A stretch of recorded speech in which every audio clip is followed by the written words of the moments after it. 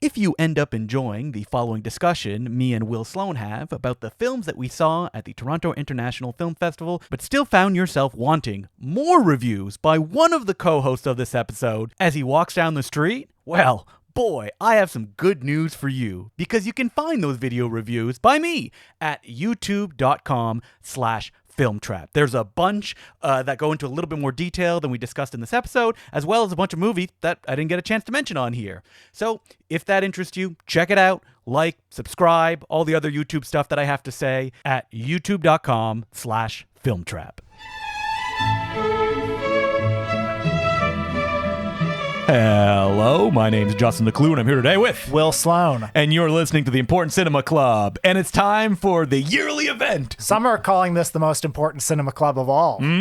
Because we went to the Toronto International Film Festival. Which is still ongoing as we record Yeah, I this. still have a lot of movies I'm very excited to see. We're about a week into it. We'll probably, on next week's Patreon, give you a further update on more things we see, but this is a State of the Union, a sort of where we're at report. Now, let's start from the beginning. You look at the lineup. Are you really excited for some movies this year? Well, I had two goals going into this festival. The first goal was get a broad view of what contemporary cinema looks like right now.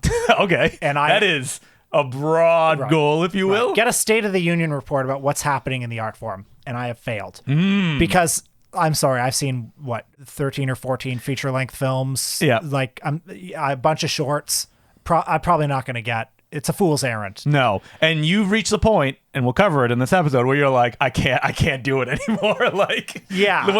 Once you see like movie number 5 that's like, not very good. Yeah. You're like, why am I getting up to go to this? I had a bit of a bad streak this week for sure. But then goal number 2 was I just want to have a good time. So I have prioritized, I would say, the directors that if it's a director I already like up against something really buzzy, I'm going to go with the director I like. So Good choice. I haven't seen The Brutalist. I will see The Brutalist. I'm seeing it on Thursday on 70mm, baby. I'm really excited to hear what you have to say. And my feeling about it is I'll get to The Brutalist. You know that they played it on film during the press screening.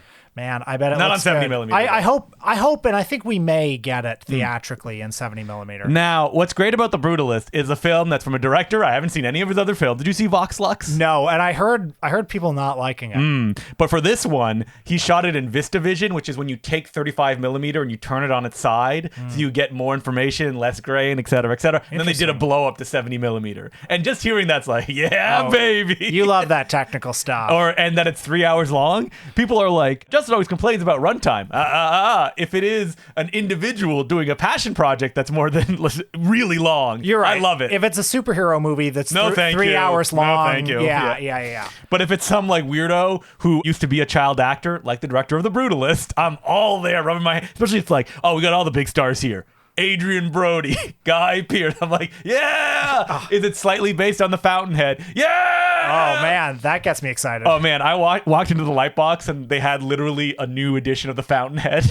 Well, the Lightbox bookstore is always supporting female authors. And, but as to my goal of having a good time, I would say I've basically had a good time. So for me, I went in with 2 goals. Number 1, don't get sick. Didn't want to get sick this year. I get sick every year at TIFF.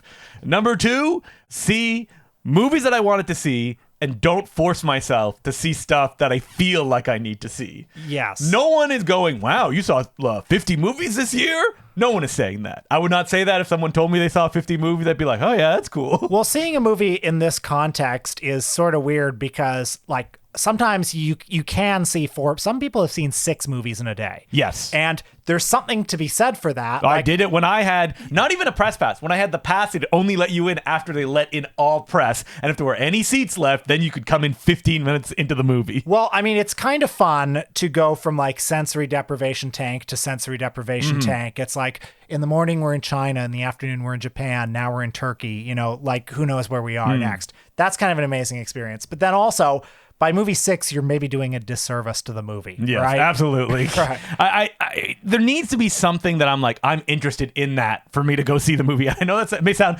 ridiculous to anyone listening to this. Like, yeah, you see movies you want to see. You need to understand at a film festival like this, there are movies endlessly. There's like 30 movies playing at once, basically. So you have to be like, all right, these have to have value, right? And They're playing at a film festival. all of them will be on Tubi in 8 months.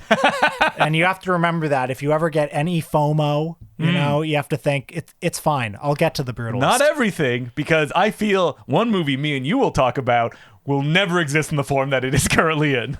Oh, yeah, yeah. Well, okay, before we get to that one, can I ask you, what are your highlights? What have you liked so far? Yeah, I'm looking right now at my schedule. I very much enjoyed the new David Cronenberg film, The Shrouds. I'm seeing it later this week. So the new Cronenberg is his most personal film. It is also his most Neil Breeniest film. Ooh, that gets me excited. In the way that it's like Vincent Cassel plays a Cronenberg analog. He's basically cosplaying as Cronenberg. His hair is white. He's wearing the kind of shirts Cronenberg wears.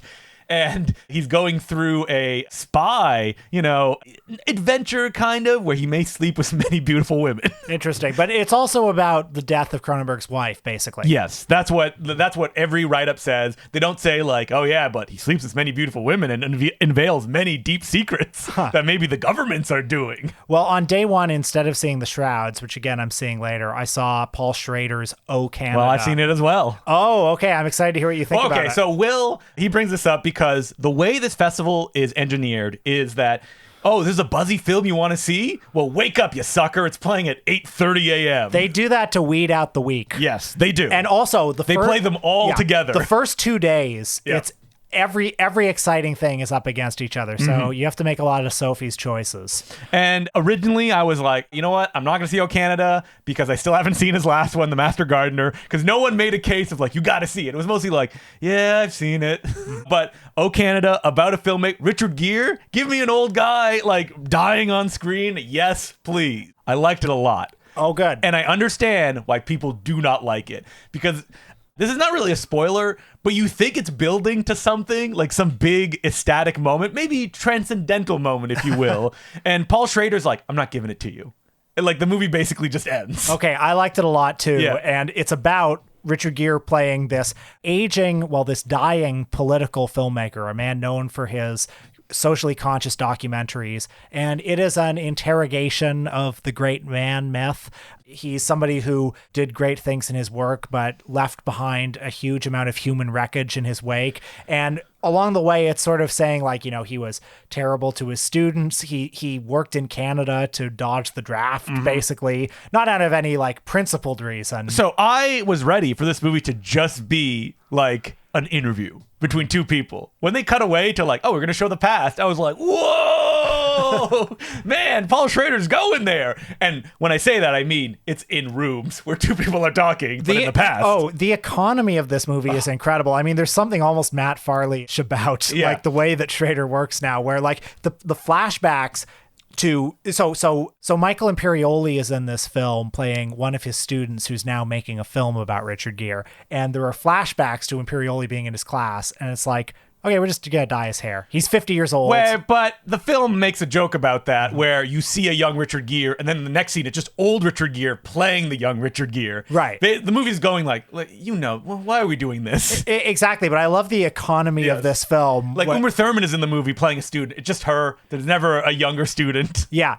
And it's very intimately scaled in that way. I think Richard Gere is extraordinary. Yes. And I do think the movie raises a lot of interesting questions about the great man myth, Now, I wonder, was Paul Schrader maybe thinking of Martin Scorsese when he made this movie? Because Martin Scorsese famously left his wife and kid behind when he moved to Los Angeles. Okay, so that's interesting. I kind of thought, so maybe. Yeah. I assumed he was thinking about himself. Oh, absolutely. I think he's thinking about himself as well. Because Schrader has had some well-publicized health problems in recent years. And also, like, from reading Schrader's Facebook and everything, like he's an ornery fellow with a lot of demons. Now, people, when they see this movie, they just point out like, oh, it's not as powerful as like First Reformed, et cetera, et cetera. And I would say, yes, First Reformed is the final film of a man. Guess what? You're on final film number 4 now. So. Well, yeah, it's like First Reformed. I mean, he really hit it out of the park with that one. But I mean, I think this movie just does and he also hit it out of the park with the card counter as well. Yeah, absolutely. I mean, it's hard to make that every time. He has another movie he's working on.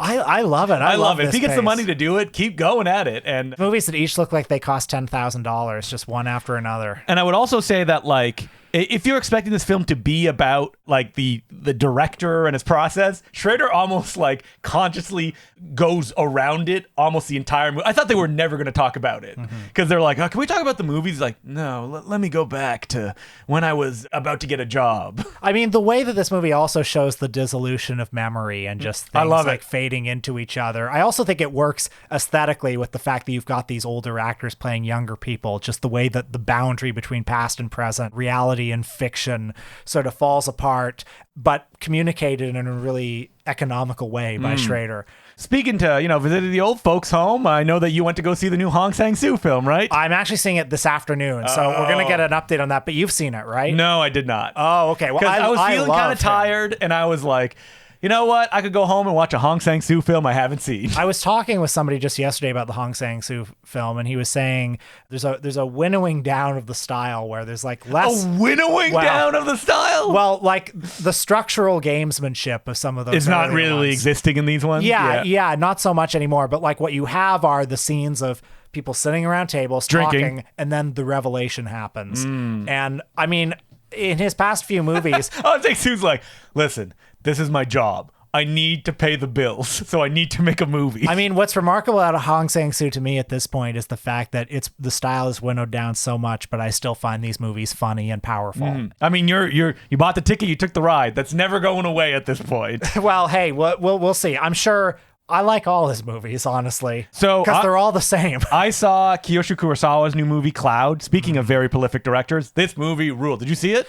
No, and I'll tell you why I didn't, because I'd seen 4 movies. I was up late the night before, and the screening was 9:30 p.m. So I thought, I'm not going to do this movie an injustice. So I really want to see it. Wait, speaking of 9:30 p.m. the night before, let's jump back a little, shall we? Oh, okay. This is part of TIFF. Okay, I hope everyone can follow this conversation because well, it's not that hard. We're buzzing with movie love right now. We got movies flowing out of us. It's almost we're laying in bed, Richard Gere-like, going through our memories, jumping through time. Imagine every orifice there are just movies flowing out of. So, speaking of people who movies are just bursting out of every orifice, our friend Peter Kaplowski programs Midnight Madness. He doesn't have enough. He needs one more night of movies. Take a drink every time Peter gets mentioned on this podcast. But the day before TIFF, Peter always holds this event in Toronto called Midnight Dankness. Yeah, that's where the real stuff is.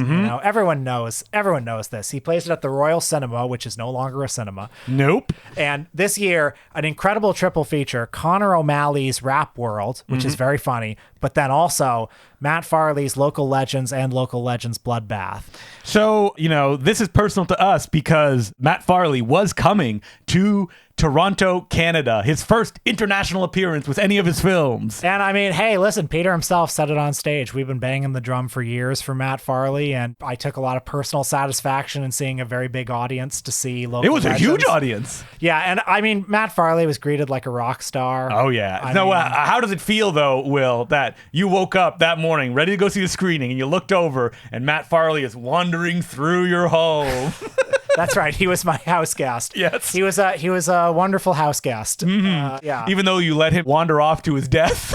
Okay. Everyone, this is a really funny story. Yes. So he was there for 2 nights, and then on the last morning, he comes down, he's looking at his phone, and Farley says, the airport seems walkable. I think I'm going to try it. And he's talking about Pearson Airport. It was 4.5 hours away from your home. And if you know anything about Pearson Airport from like downtown Toronto or Midtown, it's not walkable. And I said, well, there's a train that goes straight to the airport just at the end of that You were just going to drive him, right? Well, I was going to direct him to the train. Okay, which is really easy. But so Matt was like, I thought I was getting a ride. All right, well, I'm walking then. And he made it. I mean, hey, I don't know. He claims he didn't take an Uber for any of the way. I don't believe he did. But this is the guy he is. Yep, he just walked it. He took a photo, proof of life at the end of it, being like, I made it, Will. All right, so Local Legends, we've talked about it ad nauseum. It's Matt Farley's biopic about himself. It rules. Really, if you watch only one movie on our recommendation, that one. Out of everything we're talking about today. Ever. Throw it out, watch Local Legends. Local Legends, everybody who sees it, it becomes one of their favorite movies. A lot of people people came up to the Golden Ninja video table afterwards and were like, wow, I sold out of Local Legends. I sold out of most of the Matt Farley movies. And I had so many of them. So if you somehow haven't seen Local Legends, you'll know that it's about Matt Farley. He's written 25,000 songs. It's all about being a low-level creative and trying to make a living off your creativity in a world that is indifferent towards creativity. And it's also very funny. Yeah. Now, he's just made a new movie called Local Legends Bloodbath. Yes. And so when I heard the title, and he even pitched it as like, my business self goes around and murders people that are distractions, I went, okay, so it'll be like kind of silly, like Hurt You Got Murdered, which was his very silly follow-up to his film Hurt You Got Married. Wrong. That's not really what the movie is. What is it, Will? Well, so I admire Matt Farley and Charlie Roxburgh, who didn't direct this one, but directs the others. His name is on the credits. That's a joke for people who've seen the movie. I admire them as artists because, like, they have no reverence for what they've done before. None. Like Local Legends is this, perfect, like, charming, delightful, heartwarming movie, and now he's made this movie that is the darkest, saddest follow-up, but also still funny. Yes. And yeah, it's all about, like, so the first movie, it's all about, okay, you're never going to make it, but you can have fun in obscurity, and as long, art for art's sake and all that. Well, this new one, he's got some micro celebrity, and it's ruined his life. Yes, and that he's also making money doing his art, but it's singing it's poop songs. Yeah. Yeah, he's got a fan. Yes. Yeah, they come up to him and they're like, I'm the biggest fan. Can you bail me out of jail? Yeah. Loyal ICC listener who appears in the film. Yeah, he's great. Shout out to him. So the film is basically just following Matt, who's like, I'm really not happy. Yeah. Why am I not happy? But I think it's a movie that actually raises a lot of interesting questions because, in the first movie, there's a segregation between the businessman side and the artist side. And in this one, the businessman becomes a completely separate being, but then also you sense also like a melding. It's like Persona or something, like because the artist side also becomes the businessman. There's shots in this movie that make me laugh so much of just like Matt Farley singing at his piano, like staring off into space, just a miserable expression on his face. Yeah, and like it works so well if you watch Local Legends and then Local Legends Bloodbath, because all the like the cute stuff characters in Local Legends Bloodbath are like, you're not nice, Matt. You only do stuff if you want a story out of it. That's the only reason you would help anyone. And it's funny, like, I've seen the movie twice now, and the first time I watched it, like, there's the challenge of being like, okay, this is taking everything that was charming about the first movie and questioning it. Yeah, in a funny way. But now I kind of feel like the first movie is incomplete without this movie. Like it's this very fascinating counterpoint to, oh, you thought he was such a charming artist. Yeah. Well, maybe he's a narcissist that only does this because he wants people to praise him. Yeah. And as Matt Farley said during the Q&A, he was like, oh no, my life is good. Like, it's not. Yeah, and Woody Allen also claims that Stardust Memories is not autobiographical. Yeah. I mean, the fact that the roles that Tom Scalzo and his wife play in this movie and Charlie Roxburgh are so funny. Yeah, there's so much you could say about all that. There's a big plot point as Matt Farley just looks at deleted scenes of Local Legends, which are people just staring in front of the camera going, Matt, you're the best filmmaker there ever was. I mean, I think anybody who has experienced just a little bit of taste of like a stranger clicking like on their tweet can identify with something in here. So I'm very curious to see where his other kind of like dark movies go, because his next one, it's Evil Puddle, I believe. Yeah, can't wait. And then because he wants to make Evil Spot as well. Last thing I'll say about this is during the Q&A, Farley said something really funny. Somebody asked, well, what's Local Legends 3 going to look like in 10 years? And he said, oh, it'll just pretend the second one doesn't exist. Yes. Like in true slasher movie fashion, where the third one is the one that the second one was supposed to be. And he says it'll probably be called Regional Legends. Yeah. So I'm very excited I'm to marking catch my that. calendar right now, 2034. I mean, Matt Farley's almost like on a world tour, like just looking and seeing like, oh, Local Legends blah blah, it's premiering here, it's premiering here, it's premiering here. I take a lot of personal satisfaction out of this. Yep, love it. So getting back to the Toronto International Film Festival, and it was all downhill after Midnight Dankness. I mean, what a night! We got to go on stage. Oh yeah, we did the Q&A. We did the Q&A. Yeah, no, it was awesome. But I'll tell you some movies that I saw that I really liked at the festival proper. So I saw Kazak Radwanski's new movie, Matt and Mara. If you don't know... Wait. Is there close-ups in it? Oh, are there close-ups? I've seen his movie. Kasich Radwanski is a very good Toronto-based filmmaker. If you're interested in film in Toronto, you've probably encountered his movies, Tower, How Heavy This Hammer. This one stars Matt Johnson. That's right, folks, the director of Blackberry. He and Dira Campbell play a former couple, they dated in undergrad, who sort of reconnect when they're both about 30. And the movie is a very funny and observant movie about getting, let's say, 30-year-old itch and finally getting to be at sort of the age of wondering, well, was the road I took the right one? And what if a certain relationship that I might have had in the past, what if it was just the wrong, what would it look like now? And then having to make a decision about that. Now, Matt Johnson, his screen presence is volcanic. There's something maybe that's not the right word I'm looking for. It's a powerful screen presence, but like you got to be careful with it. Yeah. And I think this movie, the chemistry that he has with Dira Campbell, who's sort of like, I don't know what you compare her to, a Meryl Streep type. You know what I mean? I think the chemistry between them is fascinating and really works. Like you can see why this couple would be attracted to each other, but also why they wouldn't work. And the other one that I really liked a lot that I saw early in the festival was Caught by the Tides by the great Chinese filmmaker Jia Zhangke. He has made, Jia Zhangke has been active in China for, 25, 30 years now. He's become sort of a chronicler of China.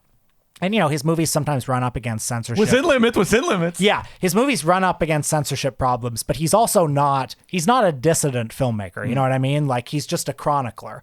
And Caught by the Tides, I've never seen a movie quite like this one. Much of it is made up of documentary footage and found footage that he shot over the course of 20 years, basically since the turn of the millennium, coinciding with the enormous economic growth China's had over the last 25 years, as well as deleted scenes from his last movie, because Zhao Tao, who stars in all his movies, typically playing the same character in most of them, it's scenes with her in them, and then new stuff that he shot since COVID. And he's kind of fashioned a new story out of the last 25 years of China's history out of all this stuff. Albert Pune-esque, if you will. Yeah. Creating something out of what has come before. Yeah, and it's like, I think it really fits with the theme. The style of the movie fits with the themes of the movie because there's this sense in the China that it shows of past and present are colliding. It's a confusing time because tradition and modernity are sort of crumbling into each other. But there's still this constant forward momentum, this constant march into the future. And that's what this style conveys. It feels sort of like, it's almost like he's discovering Cubism with this style. And I'm very excited to see where he goes from here. I thought it was a pretty extraordinary movie. Well, I also got a chance to see a mainland Chinese film last night at midnight, Escape from the 21st Century. This is a film from writer-director Yang Li. It is a mainland Chinese production, and it does the funniest thing I've ever seen to avoid censorship woes, is that it says right at the beginning, and they keep mentioning it throughout the film, this takes place on Planet K, which looks like mainland China. Exactly. And a lot of it takes place in Beijing, but please be clear, it's Planet K. Interesting. Yeah. So the plot is about three kind of, dumb teenagers in 1999 who, after falling into a lake covered in toxic waste, when they sneeze, they jump 20 years into the future, into their older bodies, where at first they try to figure out, oh, wait, what happened? How do we get here? And when they sneeze in the future, they go back to their past. And both of the timelines are running concurrently with each other. The film is hyper-edited, very Joseph Kahn-like, if you will, like cutaways, zoom, cartoony effects. The big action scenes have like animated 2D elements as they like punch each other and stuff like that. But in a way that like a lot of mainland Chinese films tend to do, in ways that don't work for me, but here it does, it gets very dramatic when it starts dealing with, okay, this is who you are when you're older, and there's really no way you can change it. So do you accept it and keep going, that maybe you're an organ trafficker or something like that, or that you're married to your best friend's girlfriend from 1999, and then it just goes from this big dramatic in the middle back to Wacky Town to like full on Stephen Chow gags. There is a gag right out of a Stephen Chow film where they have to talk to a character, but they find that her funeral, she's like, oh, she died while riding her bike. So they're like, all right, we're gonna go back in time, we're gonna destroy her bike. And they go back to the future and they're like, oh, well, she died riding her husband's bike. And then they go back and they destroy the husband's bike. And then they go back and like, oh, she bored her sister's bike. And they're like, oh, so lots of gags like that. It doesn't make any kind of like logical sense. It doesn't matter because it's so like fast moving and like really energetic. It's interesting because the director of it, Yang Lee, he directed a film that to my knowledge never got officially released called Lee's Adventure almost a decade ago. It played film festivals. And I was like, why didn't this ever, you can find it online with English subtitles because I think the screener kind of was released. And I was like, why did this never come? Oh, it stars J.C. Chan.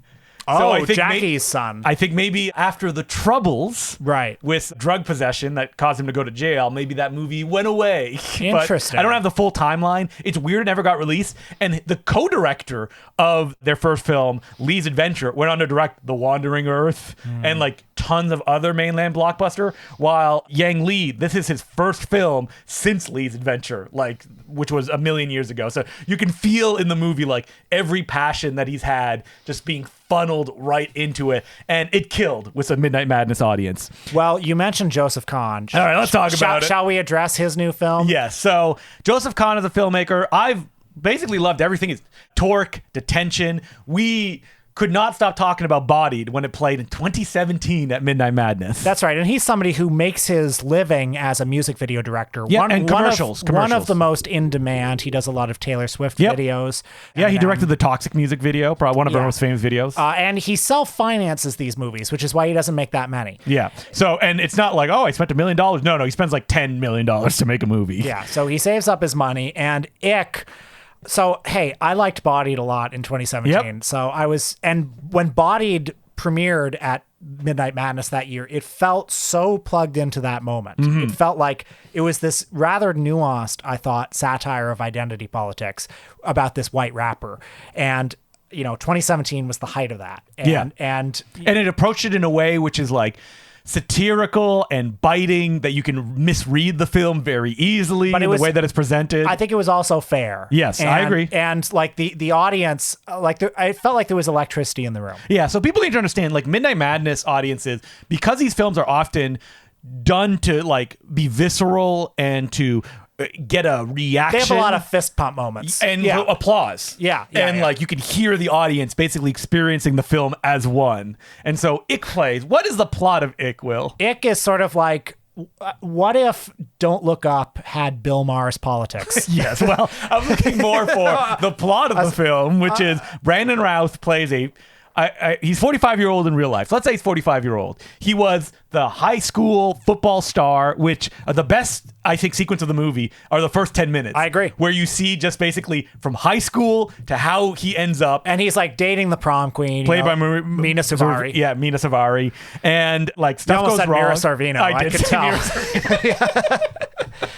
And the gimmick through this opening is that there is this like blob-like creature that is just always around but doesn't do anything, so people just ignore it. Can you see a little bit of allegory going on here? Yeah, I mean, could it be COVID, I think. COVID. Yeah. Could it be our damn phones? Yes. Okay, it's all that stuff. We saw the premiere and we cannot disconnect it from the introduction Q&A that Joseph Kahn gave. So I didn't see the Q&A. Oh, you didn't see the Q&A? I was so tired. I had to go home, but I saw the intro. Where he was like, I just wanted to make like a film that they did. They don't make anymore. Back from the 80s. I'm sorry, Joseph. That's all we've gotten for the last 10 years is Amblin-style movies. Yeah. And when he says that at the beginning, you watch the movie and you go, well, that's not what you made either. No, you made an Edgar Wright movie.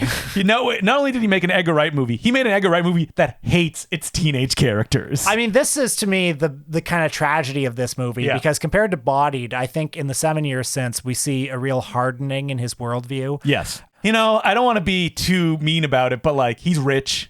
You feel he's almost in a bubble at the top. Well, and I also, I just feel a general sense of like, it has that really hyper Edgar Wright style. But his films always have. Yeah. The tension, Body's a little bit calmer, but it's present. But like, it has that style mixed with politics that are sort of that of like a 45-year-old liberal. And it has this whole general tone of like, I'm young, right? I'm still hip. Like the main joke is the guy, he's woke. That's the joke. Yeah. But he's you know what? He may be a little bit disingenuous about it. Yeah. And there are a million gags of like some like pink-haired college student saying like, oh, that's colonialism. And one after another, it's the same joke. And I just, in that audience, Could you feel the audience just be like, oh no. What I didn't hear was laughter. No.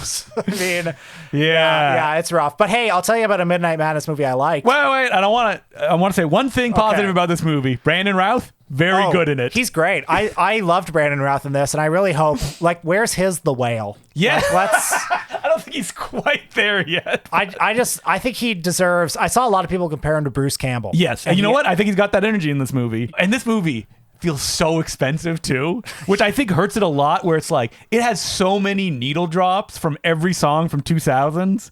And the fact that the monster, there's so much of it, it's all CGI and it makes zero impact. I'm just watching teenagers get ripped apart. I feel like Roger Ebert being like, what is this? Who is this for? Well, the movie's exhausting. It's that Edgar Wright style, like 211. But there's no punchlines. And there's no like no punchlines, and also no valleys. No. Like there's never a chance to catch your breath. It's just exhausting. But anyway, the movie I liked, Friendship with Tim Robinson and Paul Rudd. Yep, that's right. This is a funny movie, right? Yep. Yeah. The director during the Q&A said that he basically wanted to make The Master. That was his kind of approach to it.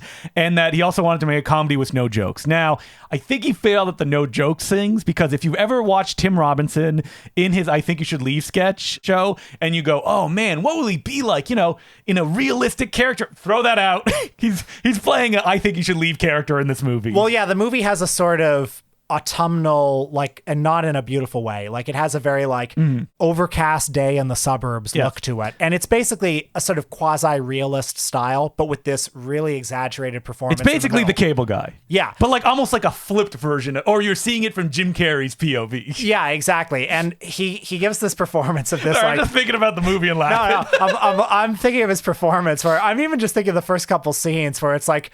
So he plays this absolute like loser middle-aged suburban dad who has no friends. Wait, you kiss your mom on the lips? To his own son? Yeah, he's like middle management at some shit company. I think it's like a Smush or something like that, where we make phone apps more addictive. Yeah, that's right. And he has a perfectly fine middle-class house in the suburbs. He has a very patient wife who's obviously getting tired of him. No one wants to see the new Marvel with them. Oh my God. New Marvel, it's crazy. I hear it's crazy. No spoilers. I want to see the new Marvel. I wish everyone listening, I wish you could see this movie right now, so you could see like. But the thing about this movie is, I think it'd be easier to hype up. And you need to be clear, like, it is very low key. Like, almost nothing happens in this movie. Like, that's kind of its intent. Well, yeah, I mean, it's a slow burn movie. Oh, yeah, we didn't even say what it is, which is a new neighbor moved in, played by Paul Rudd. And he's basically playing his character from Anchorman. Like a cool guy with a mustache. In fact, I think he has the first name as his character from Anchorman. Oh, does he? And he's a weatherman. So, yeah, you're right. So, I don't know. And basically what happens is that Tim Robinson forms a relationship with this cool next door neighbor. They strike up a friendship that immediately makes Tim Robinson go insane. Yes. Because he's never had a friend before. And Tim Robinson's like, the second that Paul Rudd's like, listen, I don't know if we can be friends, he goes, you were too free. There's got to be rules. And that happened within the first 20 minutes, I think. And it just spins out from there. Yeah. It may have, like, the funniest trip out sequence I've ever seen. That I'll wake up in the middle of the night going, just thinking about it. Yeah. Anyway, but we can't talk about it because that would spoil it. But the Tim Robinson performance, I mean, it's just like a perfect kind of just on the edge of unbearable kind of. This is my favorite kind of like comic performance, where it's like just 10% more in that direction you couldn't stand watching. Well, Tim him. Robinson plays a weird guy that every 5 minutes will have an utterance that I think of like the Tim Robinson sketches as like Three Stooges sketches, in the sense that you wonder, how do they get this job? Like this moment that's about to happen. Well, he's also very David Brent like, you know, from The Office.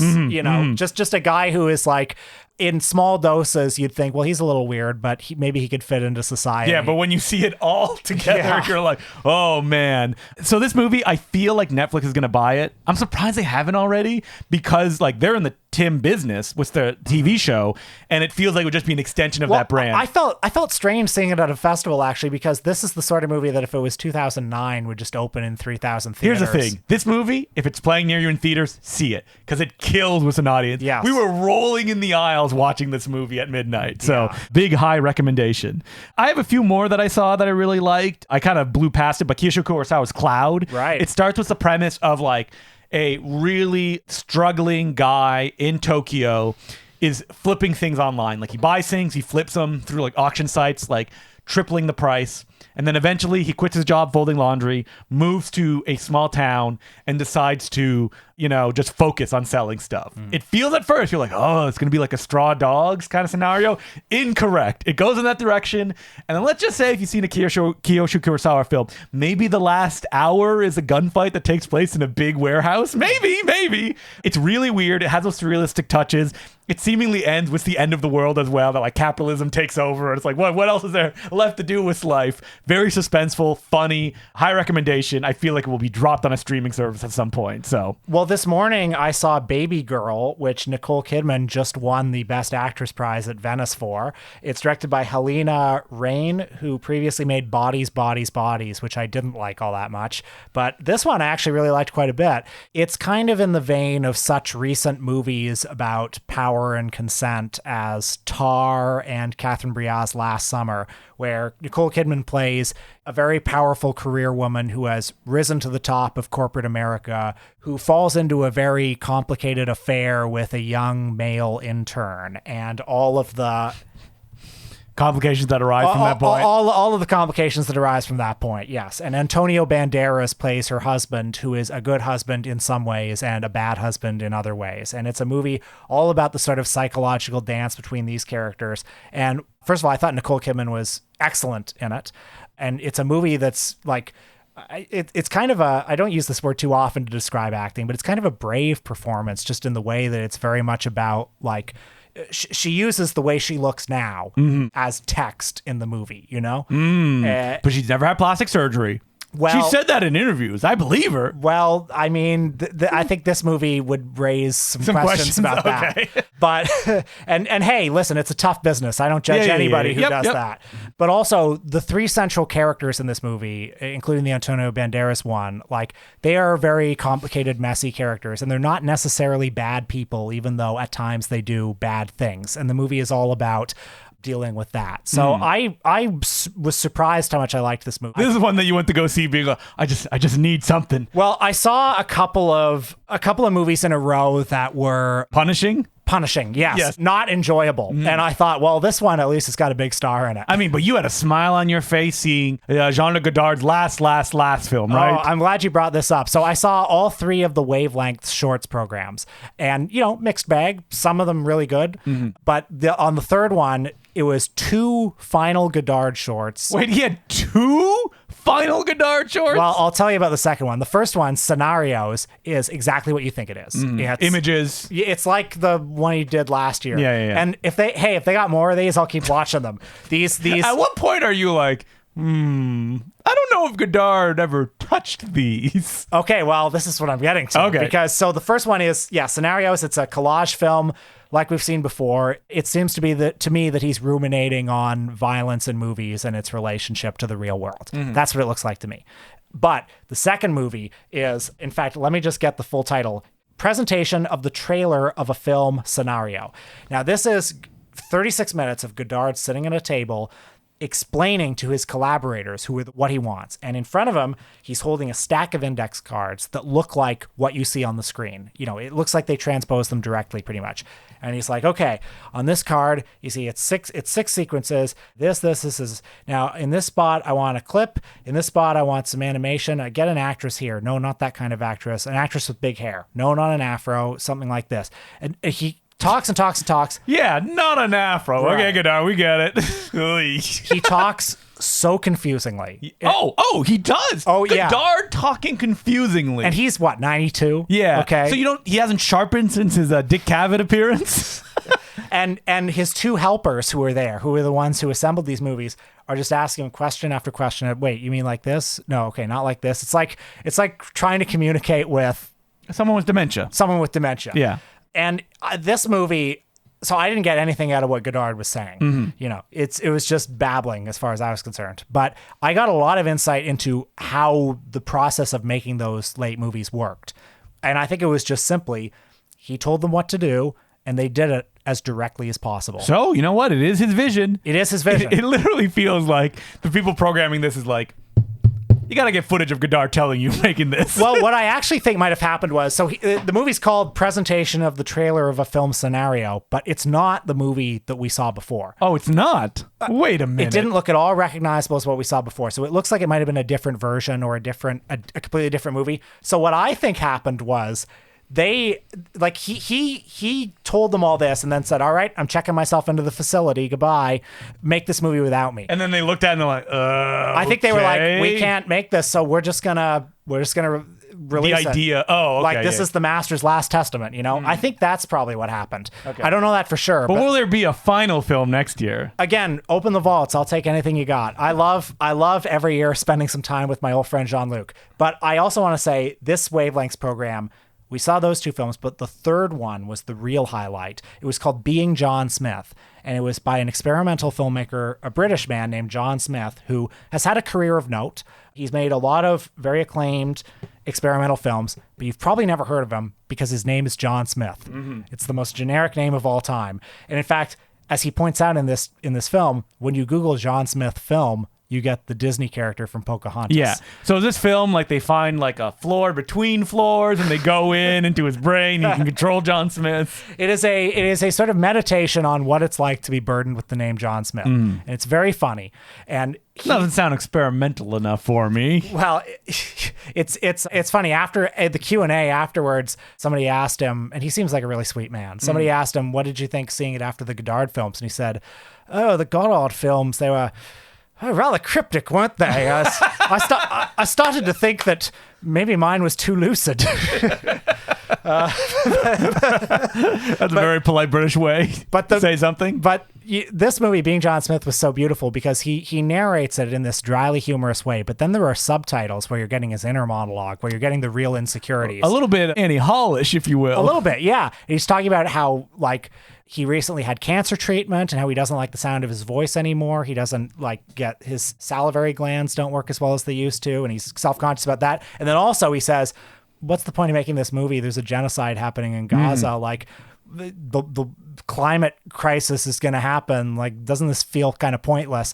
And I appreciate everyone in the audience like, Well, I appreciate it because it's like, yeah, this is something I've been thinking a little bit lately too. Sometimes, what am I doing with my life? Yeah, it's like, okay, I'm gonna do a dumb podcast. Meanwhile, what a fucking horrible world this is. Yep. So I thought it was a beautiful, an unexpected highlight of TIFF for me. That's good. This film, a really beautiful and funny movie that the programmers are like, you're gonna sit through that Godard film before you get to this one. Give you your candy at the end of. Hey, so the first one, Scenario, the Godard film, it was 19 minutes. And you stayed awake for all of it, right? Oh, yeah.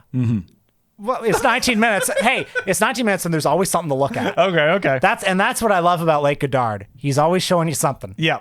One thing after another. Yeah.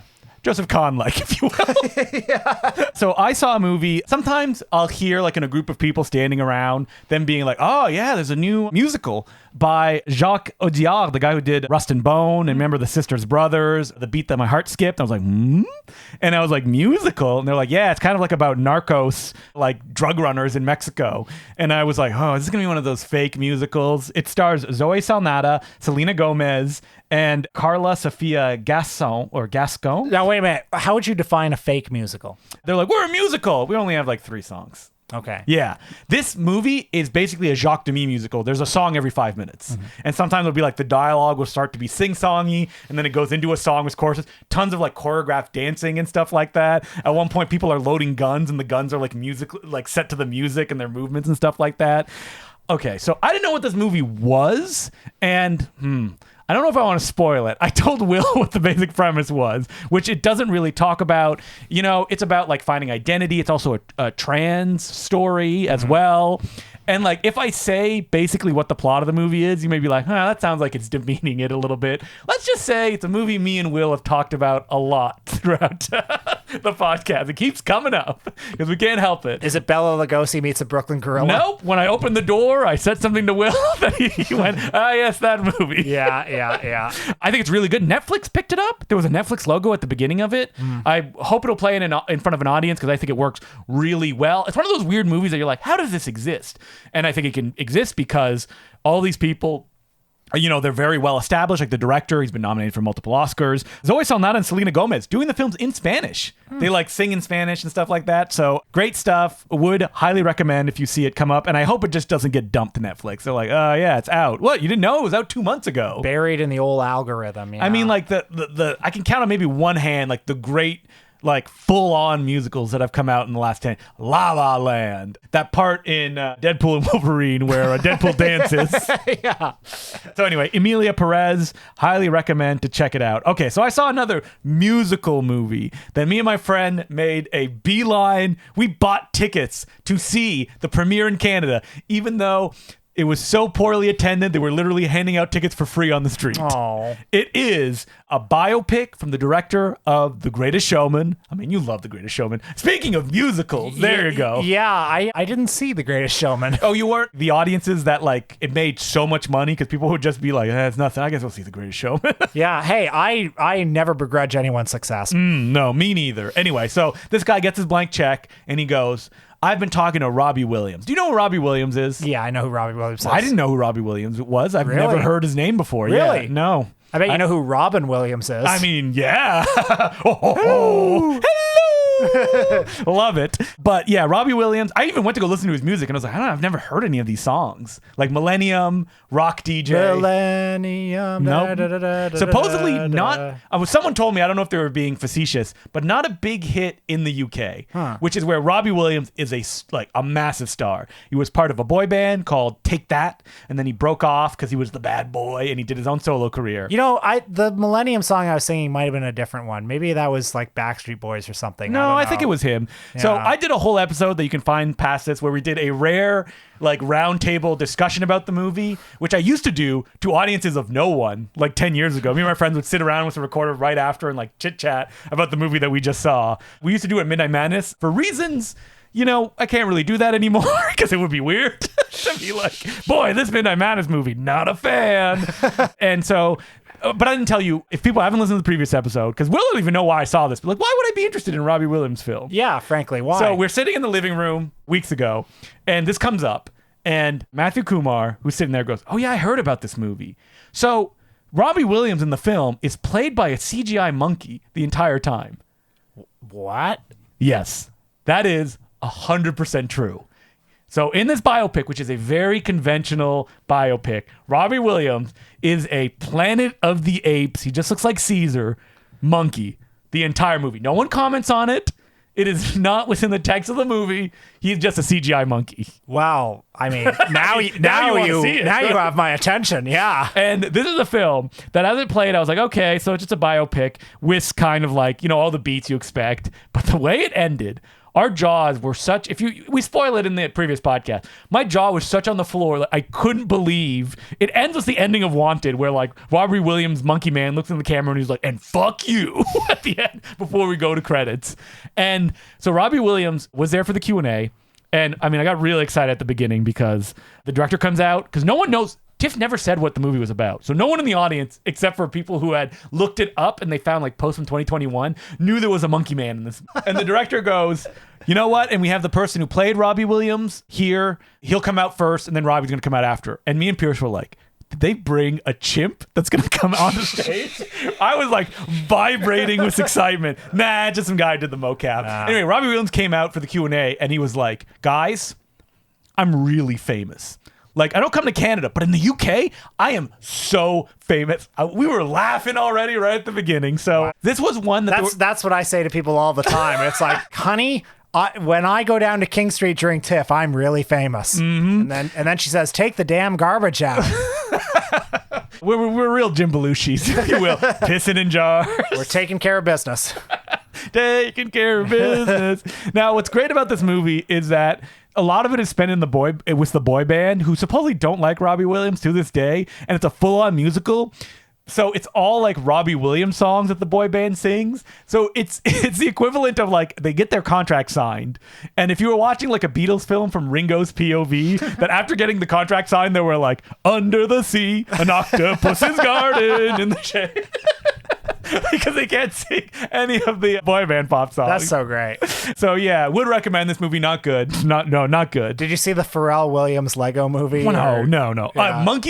A baffling decision to have like a monkey man in your movie. Yes. A Pharrell Williams Lego movie. No. It's different, isn't it? Yeah. Wait, you didn't see it, did you? No. Oh, I was hoping course you were going to not. come around and be like, oh, I did check it out. So that's pretty much all I've seen up till now. Is there any other ones that you want to mention before we go? Nothing I want to highlight right now. Honora was pretty good. You know? Oh, I did see Honora. Yeah. You know what? Too hyped up. I agree. Yep. It's Yeah. Sean Baker doing what he does. Yeah, but a little bit slicker, a little Yep. bit, more mainstream. It's fun. But like people coming out of the other film are like, oh, it's static. I can't believe it. Yeah. And we went in being like, yeah, come on. Yeah, it is like what my friend said, that it's basically Sean Baker's Baby's Day Out. Where like three guys are like, oh, we got to find this person. There is a lot of funny stuff in it, though. I mean, but I was hoping for like, transcendental moment in the film, which doesn't really come. Oh, when you were watching Oh Canada, were you like, Schrader, I hope you do it. I hope you do it. what, the hands against the glass? Yes. Yeah. They didn't do it. Spoiler alert. Too bad.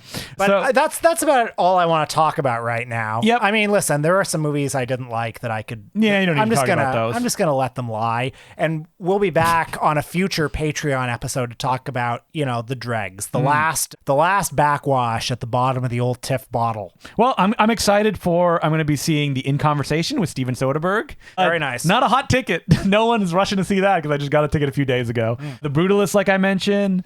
Also, it doesn't get any better than this, which is a found footage film the directors have said is never going to be released in any form, that they're only ever going to play it in theaters if they're present with it. As well as the new Timo Tchahanto movie, The Shadow Stray, which is The Last Midnight Madness. A good action film with a crowd. That'll be fun. I'm pretty excited to check out Hong Sang-soo, Cronenberg. The greatest auteur of all, Mr. Jason Reitman, coming up in a few days for me. Oh, I'm seeing that today, basically an hour after we finish recording this. I mean, you are invested in the Saturday Night Live mythos, while I will watch his movie Saturday Night, which captures the frenetic first 130 minutes or 90 minutes before the show went on to make a show that it's like, yeah, not many funny bits in this. So there's a big poster for Saturday night above King Street, and the tagline is "The Revolution starts at 11:30." And I thought, the Revolution? What the fuck? Like, what? What was Jim Belushi's going to come out as a samurai and be like, hiya! Basically. Was the idea to do comedy on TV? I mean, like, they had done live comedy shows. Is it just that like these guys were younger than, I don't know, fucking Jack Benny? Is that what the Revolution was? I wish that Will was with me because I could be like, who's that? Who's that person We're gonna imitating? see all my friends: Billy Crystal, George Carlin. Wait, is there a Billy Crystal and George Carlin impersonator? Because George Carlin hosted the first episode, and Billy Crystal was supposed to be on it but got bumped. Well, will he only show up? Or I wish it was from like Billy Crystal's POV. Oh, he's like, I got a right? character, and you learn how he creates the jazz man. So everyone has basically said that the movie is just a bunch of impersonations, and it's very like, I know I'm gonna have a good time. Oh, yeah. It was built for me. I love all those people: Andy Kaufman, Jim Henson, the whole gang. oh yeah, Jim Henson's in it. Yeah, he's in the because they did the puppet. You know what? I know more about Saturday Night Live than I lead on. Have you ever seen that first episode? No, I don't think I have. It's not that funny. No, I don't No. think so. Do you think it'll end with like just the audience being like, all right, not very good? So yeah, Tiff. I mean, I think I'm having a better time than I thought I did. I'm talking about these movies and just getting hyped up. Yeah, you're not talking about the movies you didn't like. Yeah, Where yeah. Like, I got a message from Will being like, please save me. This is brutal. So yeah, check on Patreon, patreon.com/theimportantcinema. Probably next episode is when we're going to I'll just say if I logged anything on Letterboxd and didn't give it a heart, there was a reason for that, folks. So next week, all right, we're taking it easy next week, right? Because we're doing Edgar Wright. That's right, Edgar Wright. Have we never done Edgar Wright before? The guy that kind of looks like Jason Reitman. That's right. And kind of feels like Joseph Kahn. So, Yep. I mean, I know Edgar Wright was really important to you growing up. And he was, I liked his movies, And looking onward, it's like, where'd Edgar Wright go? yeah. And like, I think he should get back with Simon Pegg. That's kind I of don't think he'd like to hear that. He's had a lot of interviews being like, everyone says Simon Pegg wrote the script. Simon Pegg barely showed up. It's all the right show. Hey, listen, I'm not downplaying what Edgar Wright did. But what we just have to say is like, I've seen the ones you've done with Simon Pegg. I've seen the ones you haven't done with Simon Pegg. Sometimes all it takes is just a little Tabasco sauce to make the soup that All right, much which ones do better. we watch? Let's do 3. Okay, Shaun of the Dead. Shaun of the Dead. Have you seen Last Night in Soho? Yeah. Okay. I don't really want to dig up that body. Yeah. How about Baby Driver? Baby Because Driver. it's a huge hit. I don't like it very much. Same. Yeah. And then what about The World's End? The World's End, yeah, which was was a return to form, but one that didn't do that well at the box office. And The World's End is sort of interesting because the first hour of it is going in a different direction. You know, it does the From Dusk Till Dawn thing, basically. Well, I mean, The World's End is basically Ick. Right. Like, in so many ways. If it was better. Good. It was good. Yeah. Oh, and on Patreon this week, big fall movie preview. Yeah, you're like, guys, what do I need to watch at the box office? Well, we'll tell you, and we'll also the classic. This is so good. We are going to predict what each movie is going to make. We've done it before. Didn't we do the summer? Oh, do Yeah. we make this a regular thing? We're just like throwing numbers out of our I ass? can't wait. We're gonna predict. I think with pinpoint accuracy, what each of the big fall movies is going to make at the box office, and you can, keep your scorecard. You can check it. We're not going to care. No, we're not going to care. There's no Don't even tell prize. us. Don't even tell us. Yeah. You know what Edgar Wright's doing next? It's a remake of The Running Man With Glenn Powell. with Glenn Powell, which I say best of luck to him. Hey, I'm always rooting for everyone. Yeah. That's not true. Okay, so until next week, I'm Justin DeClue. I'm Will Sloan. Thanks for listening.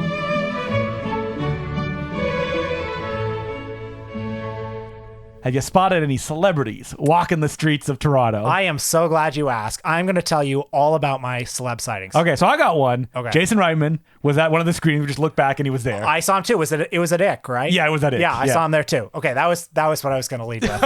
Okay, yeah. So we saw the same celebrity. Yeah, we didn't interact with him in any way. No, but Yeah. he was there. And I'll tell you, I met the screenwriter of Bodied after Ick, who I didn't know he was a screenwriter of Bodied, and I was like, uh-oh, did I say stuff that I shouldn't have? Yeah. He's a very nice guy. He still does a lot of screenwriting for mostly like streaming stuff these days. you have to be careful a little bit. Actually, Yes. This is the one time like I was at a party the other night, and somebody asked me about like what I thought of a certain Canadian film, and then I Oh man, that's a minefield. And then I started being very guarded, and then they said, "Oh, don't worry, none of us worked on the film." And I said, "Oh, okay." And then I Yes. just fucking launched into Wait, it. what movie was that? I'll tell you off mic. Is it a new movie that recently Yeah, came it's out? a new movie at the festival. Okay, anyway, who else did you see? Okay, so I saw Adam McGoyan, but that's a free space. You are looking for Adam McGoy. I'm not looking for him. He's just always there. But you're like, Justin, is that Adam McGoy? I'm like, I don't think so. Okay, well, this was. Okay, because you're sure. I saw him head on from 5 feet away. Were you at like the botanical gardens? Getting a hand job,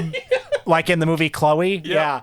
No, but he was just there. He was on the 3rd floor of the Lightbox sitting in a chair as I was on the way to see The Adam McGoyan chair, I hope. there to see some Wavelength shorts. Yeah, they had a McGoyan chair. It was awesome to see him. I'm always happy to see Adam McGoyan. I don't know why I said that. I didn't talk to him. I don't know You're not the good man. friends with him? I don't know he the would be man. dismissive to you if you did speak with him. And he would be right to. We have nothing to say to each no, other. yeah. I didn't really see anyone like. Actually, I take that back. I think we would have a great conversation. and then he'd be like, "Oh yeah, now listen to the podcast you did about me," and you're like, I don't know about that. Oh, you saw a guest of honor? What did you write about it on Letterboxd? No! Not gonna have his hands. Listen, I've evolved a lot since then. Yeah, it's actually a really good movie. I'll say anything if you're in front of me. I saw Jane Schoenbraun. The director of I Saw the TV Glow. That's right. And I may have mispronounced their name. So I saw them walking on the street. Again, no story. No, I wonder, like, them walking around, like, are they selling a film? There's a lot of films at TIFF that are playing, like, because they have the federal government stepped in, because TIFF was having some problems that we didn't Wow. talk about. Well, yeah. I mean, hey. And but they have an industry thing now where they do sales, like at Con, which they didn't used to do at TIFF. Right. So you could, if you wanted to, see God's Not Dead 5, I think it was. Really? At the That was market. play- There's a page on the website for it. That's wild. Yeah. Anyway. I wonder if Pastor Dave was there. Any other? I'm not up to my God's Not Dead. Think Kevin Sorbo is walking the streets, Yeah. pressing the flesh? Yeah, probably not, but hey, who knows? But yeah, other celebs, I think actually that might have been it. Very anticlimactic. I mean, Yeah. I see them up all on stage during TIFF Midnight Madness. Now, have you had some classic Q&A bungles? Oh, man. I mean, you missed at Ick, the Joseph Kahn screening. At one point he says like pop punk is kind of dead, but he wanted to kind of bring it back in the movie. I mean, he's like, but I'm in Canada and pop punk's playing all the time. Someone was asked a question and all they said was, you're wrong. Pop punk isn't dead. Like, and they were like, do you have a question? And she was like, no. Wow. Can you imagine raising your hand in front of thousands of people just to like berate the director on stage? Film festival Q&As are always bad. Toronto, though, they're the worst. Yeah. Ugh, talk to the audience. This city is horrible for it. You know what I'm going to say? Don't do them. Don't do them. Yeah. I've actually observed that at least at the screenings I I've do been to, Q&As with a person on stage asking questions. You don't need to throw to the audience. Well, I've observed that the audience portion has become shorter at most of them. There's like 2 questions. And in fact, the programmers and the Q&A people have gotten very skilled at like rephrasing the question. Rephrasing it, sometimes turning it into another question. Yes. I have 2 questions. No. Have you never been to a film? Why would you ask 2 questions? Even like if you've never been to one, there's so many people. You get one. Somebody was telling me that they went to a Q&A. It might not even have been at this festival. It might have been at another one. But like the person played sort of like an experimental like landscape type film. Okay, yeah. And somebody in the audience, some old person, put their hand up and said, and this was some filmmaker who's well known. Person put up their hand and said, the movie really didn't work for me. I thought it should have been a calendar. Get up, leave. Every shot could have been like January, February. I mean, this is the last time, it's 3, you got your bingo. Peter told us a story, Kaplowski, of hosting a friendship Q&A with an audience. The movie ended. Peter and the director are walking to the stage. Older woman, I think, gets up, is leaving. She passes them and she goes, it was awful. Whoa. Your movie was awful. And I was like, did she end it with like, you should get cancer? And he said it was basically the same tone, the same voice as she was leaving, just screaming at the director. And the director looked at her and went, you watched the whole movie. That's so funny. Oh my God. Because why does this happen? Because the majority of people that attend a film festival like this work at banks and are given just free tickets to movies they don't know what it is, and they just go. I mean, there are so many movies that I've been to over the years. Like you go see, like I used to see some of Kim Ki-duk's movies. Yes. The very transgressive South Korean filmmaker. And there'd be like a scene where like a guy would like rape somebody basically and horrible stuff. And, there'd just be a mass exodus of old people who were like, oh, we went on vacation to Korea. It was nice. Yeah, we should see this. Or like Tsai Ming Lang is also great for that. Or Journey to the West. Oh man, I saw Journey to the West. Do you remember that? Have you ever seen that Mel Brooks short, The Critic? Yes. Where you hear the like, hey, what's going on? Yeah. I saw Journey to the West with that. Did you have commentary? Basically, of the guy being like, what's is anything gonna happen? Can you imagine paying like $80 to go see that or like a Monkey Man movie? Yeah. Robbie Williams. I will say the Robbie Williams, the people in front of us was a family. They all had Robbie Williams t-shirts on. Well, some of the, like another topic, Ticketmaster is a scourge. I can't believe that they were allowing people to scalp tickets on Ticketmaster now. It's disgusting. I mean, I was just looking at Megalopolis. Yes. And I knew $400. Yeah, $400. And I knew I wouldn't get in, but I was just curious. Yeah, $400. And it's just like, okay, Megalopolis is going to come out in 2 weeks. I got my ticket for September 23rd in IMAX. With the one I found out now, the one with like a live reader who's there. He does one line. That's it. Okay. Yeah. Get your tickets now. It's not close to being sold out. It won't be. I don't think if they're doing it on September 23rd, I wonder if it's going to open in IMAX. I bet you it's not in Toronto. But that'll be like it's one screening and then, it'll open in normal theaters. Yeah. Well, we're going to talk about Megalopolis when we both see it. We'll probably do a Patreon episode on it. Say what I've been saying since it's been announced. Have you seen the last 20 years of Francis Ford Coppola's filmography? So I mean, we have, and we like it. I like them. Yeah. So I'm on board. But people are like, The Godfather. It's like, no normal person is saying that. This movie's going to come out and it's going to make $3 million, and then it's going to be gone. Oh, you know what? You're spoiling a little bit our box office predictions because that would be into it. So let's get right to that.